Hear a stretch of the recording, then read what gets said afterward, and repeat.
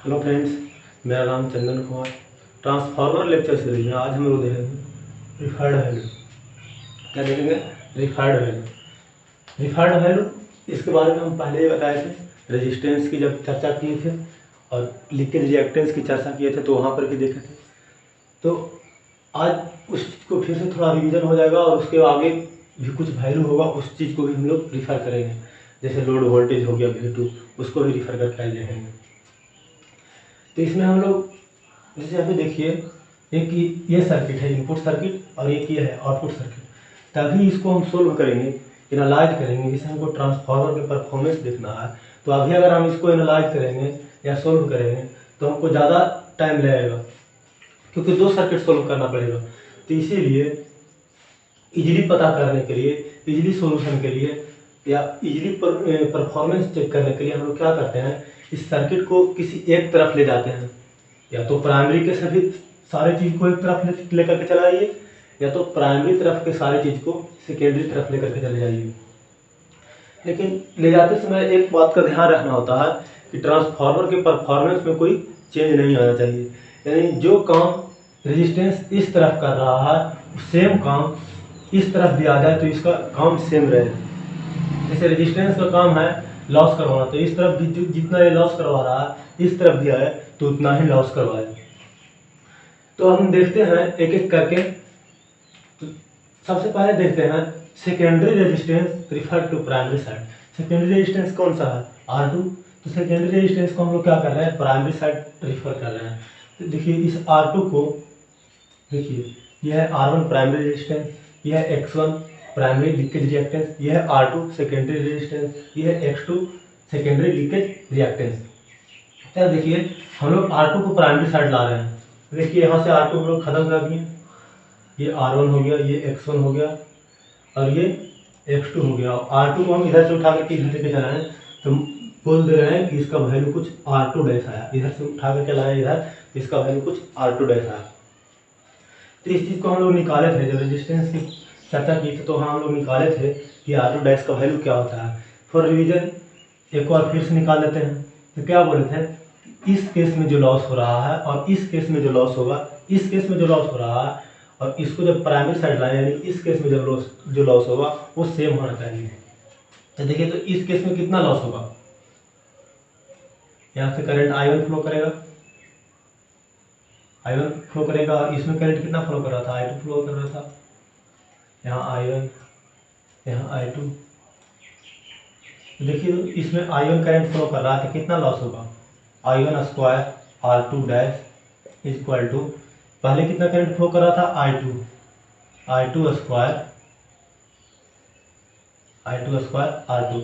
यहाँ से हम निकालना चाहें तो R2 डैश इक्वल टू क्या हो जाएगा, I2 बटा I1 के होल स्क्वायर इंटू R2। और I1 by I2 equal to होता है K, यानी ट्रांसफॉर्मेशन रेशियो। तो यहाँ अपोजिट है, I2 बाई I1 है तो हम लिख सकते हैं R2 by K square, R2 by K square. तो अगर हम टोटल रेजिस्टेंस देखिए तो सेकेंडरी रेजिस्टेंस को हम प्राइमरी तरफ लेकर चलाएं तो हम टोटल रेजिस्टेंस को प्राइमरी साइड से देख रहे हैं।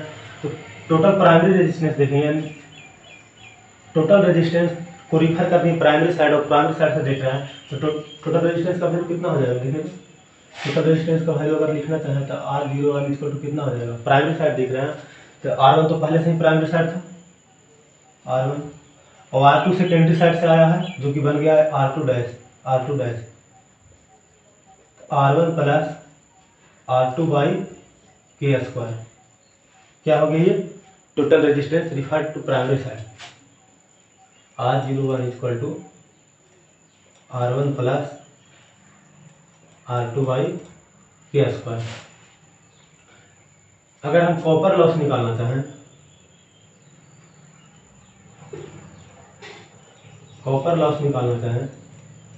तो ये भी लिख सकते हैं I1 स्क्वायर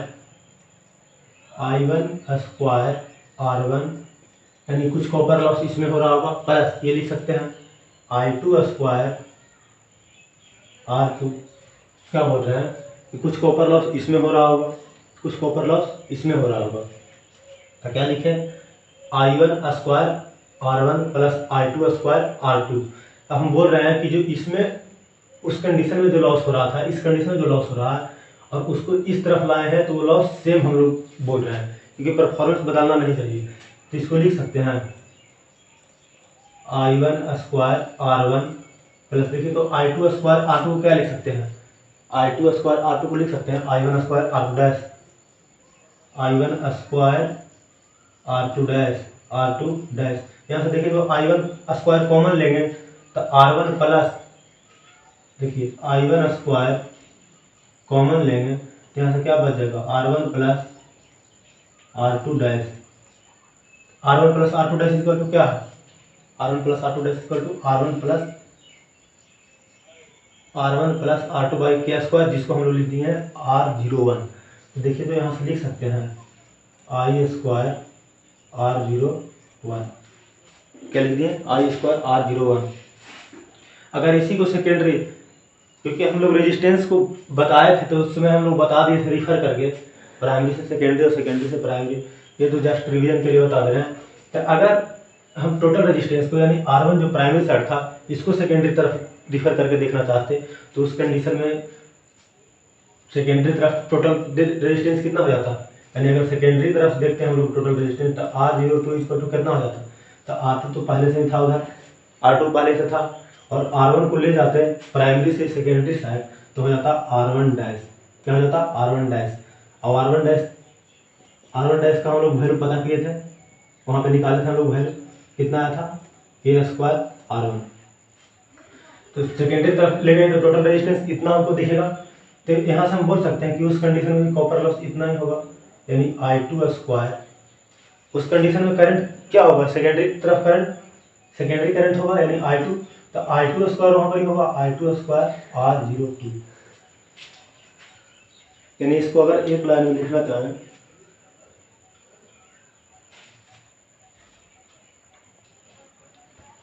तो क्या लिख देंगे, total copper loss equal to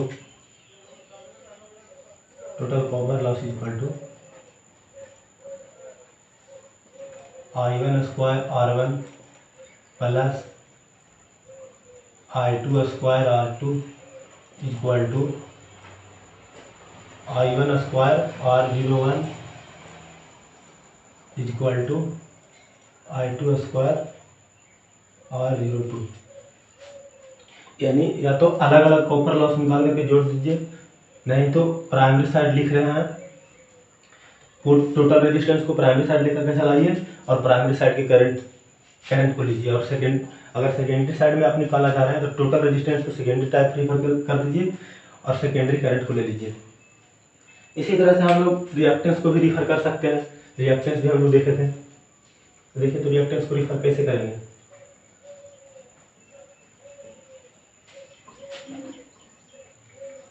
यानी रिएक्टेंस को अगर हम रिफर करना चाहें,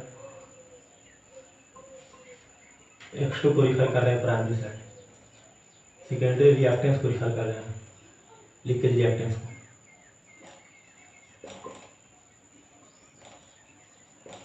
सेकेंडरी लीकेज रिएक्टेंस को,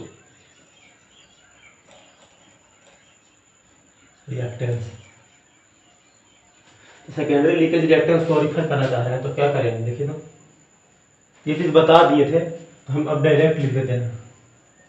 तो अगर सेकेंडरी को इस तरफ सेकेंडरी को इस तरफ लाएंगे तो देखिए तो R1 X1 ये तो पहले से है, और सेकेंडरी रिएक्टेंस को ला रहे हैं तो सेकेंडरी रिएक्टेंस इधर से खत्म हो जाएगा, इधर बच जाएगा रेजिस्टेंस, और इधर आ जाएगा reactance.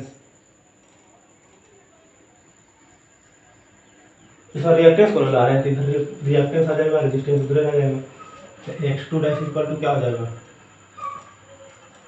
X2 by K square. अब हम लोग क्या कर रहे हैं कि रेजिस्टेंस रिएक्टेंस दोनों को एक साथ यानी दोनों R2 X2 दोनों को प्राइमरी साइड लाते हैं, रेजिस्टेंस और लीकेज रिएक्टेंस दोनों को प्राइमरी साइड ला रहे हैं। देखिए तो उस केस में क्या हो जाएगा, उस केस में क्या रह जाएगा इधर R1 X1 R2 X2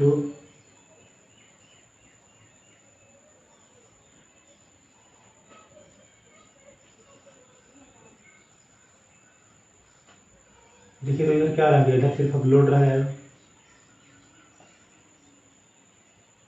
इसके क्रॉस वोल्टेज V2 रहेगा, करंट I2 करंट I1 और ये V1। ये क्या R1 X1 R2 dash X2 dash. इसी तरह से हम लोग टोटल प्राइमरी में जो रेजिस्टेंस है और रिएक्टेंस है दोनों को सेकेंडरी तरफ हम लोग रिफर कर सकते हैं। देखिए तो इसको रिफर करेंगे तो क्या हो जाएगा,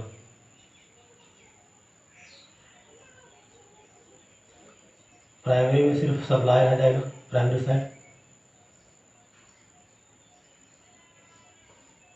बाकी सब सेकेंडरी तरफ से आ जाएगा।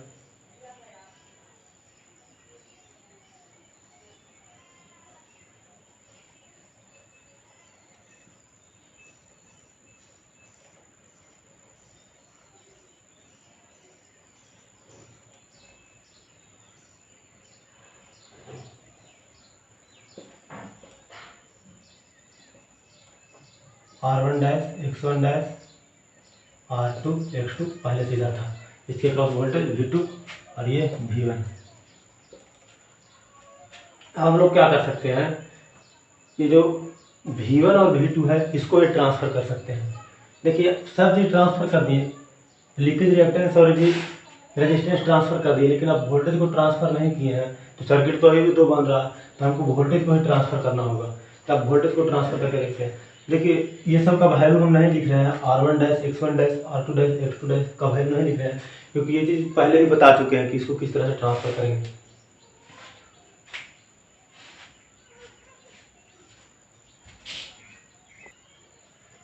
अब आप ट्रांसफ़र कर रहे हैं रेजिस्टेंस रिएक्टेंस, ट्रांसफ़र कर रहे हैं तो उसका जो वैल्यू आ रहा है उसको याद न रखने के लिए कुछ मतलब रट्टा नहीं मारना है, इस तरह से याद रखना है।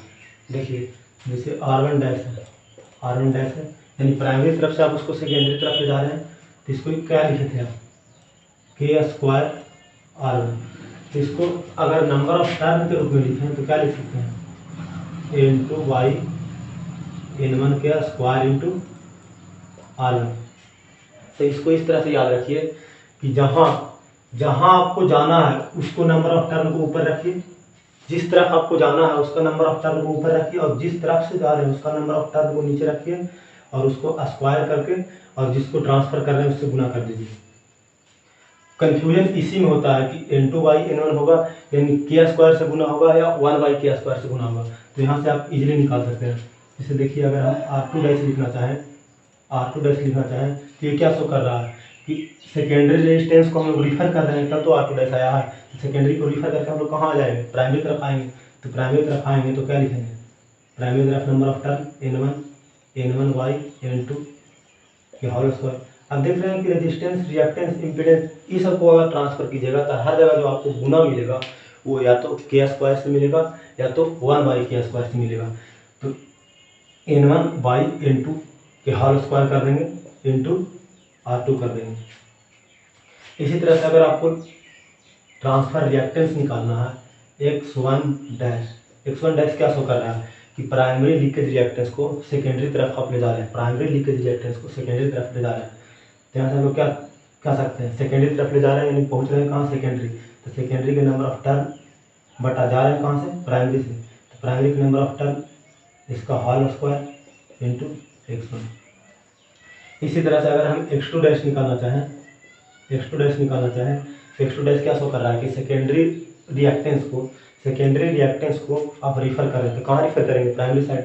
तो प्राइमरी साइड आएंगे तो प्राइमरी में नंबर ऑफ टर्न N1 बटा सेकेंडरी में नंबर ऑफ टर्न N2 इसका होल स्क्वायर इंटू क्या लिख सकते हैं X2। इसी तरह से अगर आप रिफ़र कीजिएगा, आप चाहिएगा तो ये जो आप इसको लिख रहे हैं R1 X1 दोनों का अगर मिला दिया जाए तो इसको Z1 लिख सकते हैं, ये दोनों को मिला दिया जाए तो इसको Z2 लिख सकते हैं, इसको Z2 लिख सकते हैं। तो आपको इस तरह से भी आप कर सकते हैं। Z1 dash is equal to, यानी Z1 को आप इस तरफ ले जा रहे हैं तब तो ये Z1 आ रहा है। Z1 डैश मतलब प्राइमरी इम्पीडेंस को आप सेकेंडरी तरफ दिखाना चाह रहे हैं, तो Z1 डैश हो गया। तो Z1 डैश इक्वल टू क्या ले सकते हैं, तो Z1 डैश दिखा रहा है कि प्राइमरी तरफ से ले जा रहे हैं सेकेंडरी तरफ, प्राइमरी तरफ से ले जा रहा है सेकेंडरी तरफ, तो सेकेंडरी तरफ ले जा रहे हैं तो सेकेंडरी के नंबर ऑफ टर्न बटा प्राइमरी के नंबर ऑफ टर्न इसका whole square into primary impedance. इसी तरह से अगर हम सेकेंडरी इम्पीडेंस को रिफर करें तो Z2 डैश इक्वल टू क्या हो जाएगा, सेकेंडरी इम्पीडेंस को रिफर कर रहे हैं तो सेकेंडरी से रिफर करके हम लोग कहाँ लाएंगे, प्राइमरी पर लाएंगे। तो प्राइमरी के number of turn N1 by secondary के नंबर ऑफ टर्न N2 इसका होल स्क्वायर इंटू Z2। तो अगर देखिए तो यहाँ प्राइमरी के इम्पीडेंस को हम सेकेंडरी तरफ रिफर किए हैं, तो सेकेंडरी तरफ अगर हम टोटल इम्पीडेंस देखें Z02, यानी टोटल इम्पीडेंस को अगर हम सेकेंडरी तरफ देखना चाहें तो क्या लिख देंगे, Z2 सेकेंडरी तरफ देखना चाह रहे हैं तो Z2 तो पहले से ही सेकेंडरी तरफ है और Z1 को हम सेकेंडरी तरफ रिफर करेंगे तो उसको लिख देंगे Z1 डैश। तो अगर इसका वैल्यू लिखना चाहें तो क्या लिख देंगे, Z2 प्लस Z1 डैश को क्या लिखेंगे, Z1 डैश, यानी प्राइमरी से हम लोग जा रहे हैं सेकेंडरी तरफ जा रहे हैं तो N2 by N1 whole square into Z1।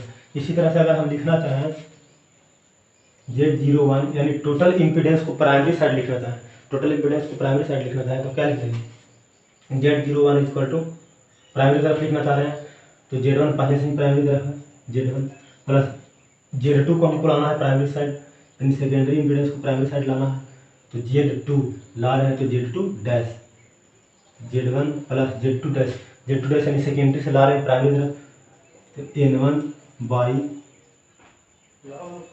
N2 के होल स्क्वायर इंटू Z2। अब हम लोग वोल्टेज को ट्रांसफ़र कर रहे हैं तो उसका वैल्यू क्या होगा उस चीज़ को देखते हैं। ये चीज़ समझ में आया होगा, जब भी आप इम्पीडेंस रेजिस्टेंस या इम्पीडेंस रिएक्टेंस या रेजिस्टेंस को ट्रांसफ़र करते हैं तो हमेशा K² या 1/K² फैक्टर से गुना होता है। तो वो चीज़ कैसे निकालेंगे वो चीज़ हम यहाँ पे बताएं कि आप इजीली किसी भी इम्पीडेंस या ट्रांसफ़र रेजिस्टेंस का वैल्यू लिख सकते हैं। इसको मिटा देते हैं, अब देखते हैं वोल्टेज का ट्रांसफ़र करते हैं।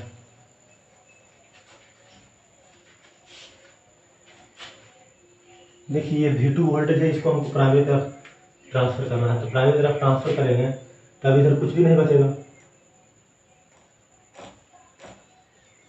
तो इस V2 को हम लिख देते हैं प्राइमरी तरफ ट्रांसफ़र करने के बाद V2 डैश, लोड के क्रॉस वोल्टेज V2 डैश।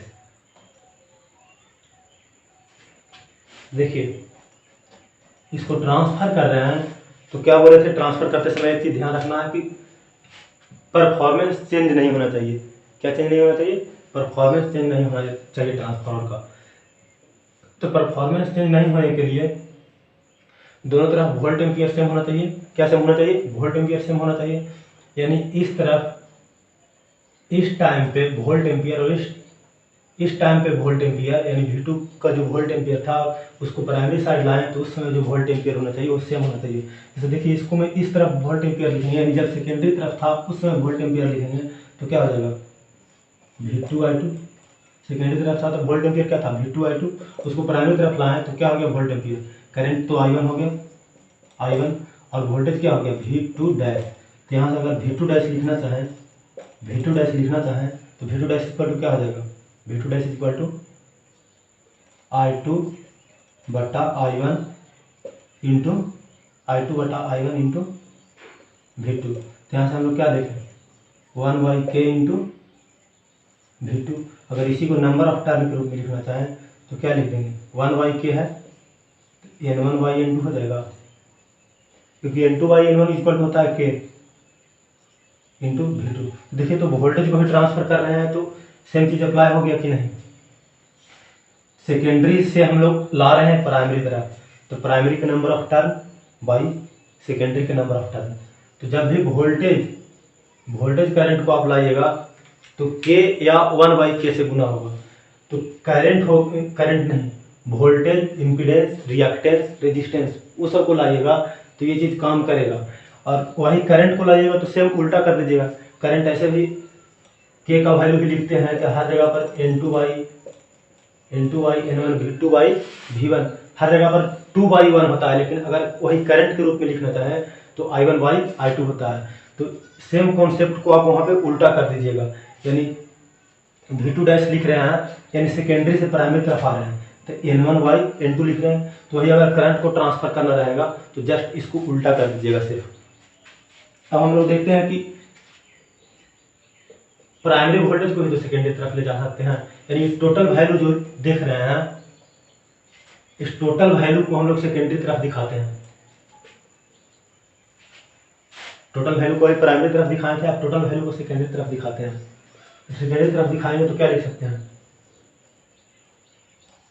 ये सप्लाई वोल्टेज है V1, ये हो जाएगा V1 और ये हो जाएगा R1, ये हो जाएगा X1 और ये R2 और X2 तो पहले से ही इधर है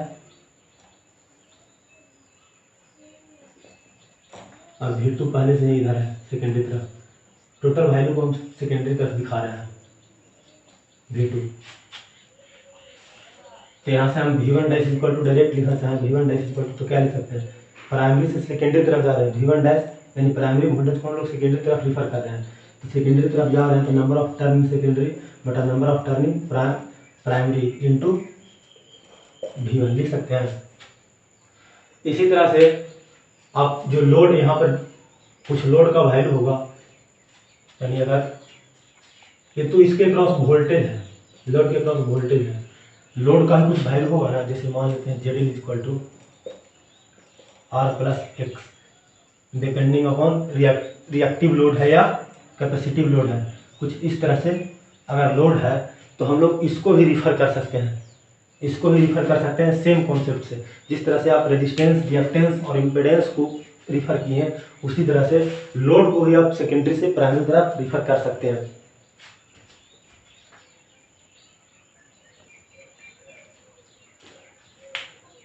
आज हमने देखा रिफर्ड वैल्यू, यानी सारे वैल्यू को एक तरफ कर रहे थे। किस लिए कर रहे थे, इसलिए कर रहे थे कि पहले दो सर्किट है, अब एक सर्किट हो जाएगा तो इसको एनालाइज करना आसानी हो जाएगा।